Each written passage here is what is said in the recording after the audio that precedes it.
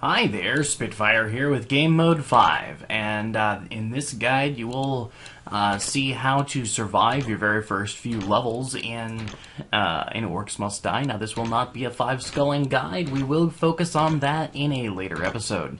Here you can see some of the traps that we can upgrade later. We're going to be doing the fork. Alright, we're going to go ahead and go. Now the fork is an interesting level where you've got two sources of orcs coming from two different doors, and you've got one hallway that they squeeze through. The great part about this is that you can set up a very easy kill line, which is basically where you expect to do the most damage and kill the most orcs. And you've also got a buffer zone for any possible failure that you've got early on.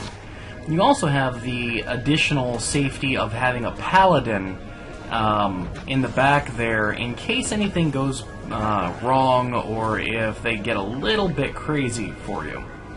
Alright, so we're going to go ahead and set this up so we've got a defined kill line with our three oil traps and our arrow wall. This doesn't give us a whole lot of leeway should anything go wrong, but in the first door, or the first two doors, we should not have that issue. What you're going to want to do is try to headshot as much as you can before it even gets to you. If you can do this, or at least soften them up, you shouldn't have too much of an issue at all. Not only that, but if you can utilize your stun from your crossbow, you can probably get through this entire wave without having to deal with anything getting through. There you go. As you can see here, I am having a little bit of a harder time, so I try to kite some of them through, and of course it doesn't fully work, so I go ahead and take care of that. And as I said, we do have that paladin there, so that we do have a little bit of leeway. Okay, I went ahead and I placed those two traps, as you can see, and we've got 604 left. So I go ahead and I place my arrow trap, my arrow wall. Okay, so we're going to go ahead and keep firing here, just as we did with the other door. There's not much difference, of course there's angles, but that's not necessarily that big of a deal. This door, however, is a little bit harder than its predecessor. It's not insanely hard, but definitely something where you can justify having the additional traps that we've just purchased.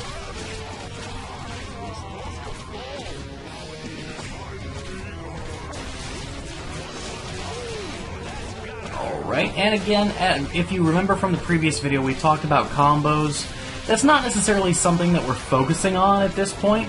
However, if you can get into the habit of trying to make those happen, that helps. Okay, we don't have enough for that yet, but we can go ahead, we can place... let's go ahead and save our money for now. Alright. So we're going to go ahead and headshot what we can. Remember, try to be as precise as possible. It's actually fairly easy to headshot ogres. Not ogres, orcs. This early in the game. Especially when you're this close. Alright. So we try to do what we can to get these guys as low as possible, get them soft.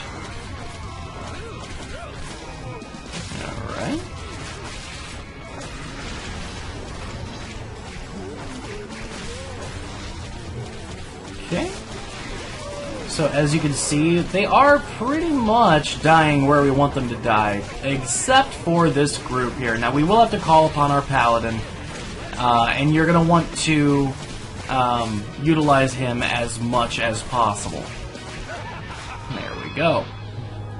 It's very important that you block with your body if something does in fact get back that far. You want to make sure that they will not get past both you and the paladin. So that is very important. And here I will go ahead, I will place 2 more tar traps to keep that from happening again, and of course more arrow walls. There we go. Basically I create a death hallway, which I know that they will all have to go through. Okay. Let's do this.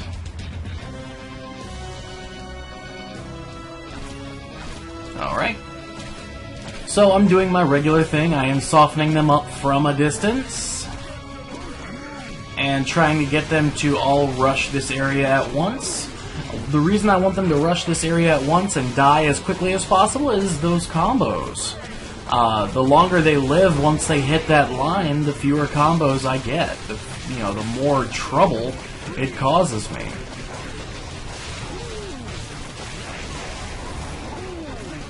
Alright, so here we go. Just kite them through.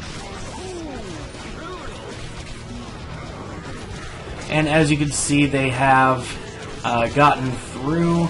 Now I am going to headshot as many as I can. There we go. That level is over and done with. And it was fairly easy.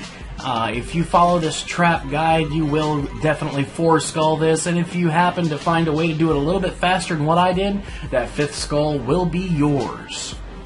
Now going back, we do have enough to upgrade now. So we can go ahead, we can choose one trap and upgrade it. I am going to actually upgrade the tar trap because I do use them extensively later game and even early game to make sure that I get the kills I'm looking for. Let's go ahead and upgrade that. Till next time, I'm Spitfire with Game Mode 5. Like, subscribe, comments please.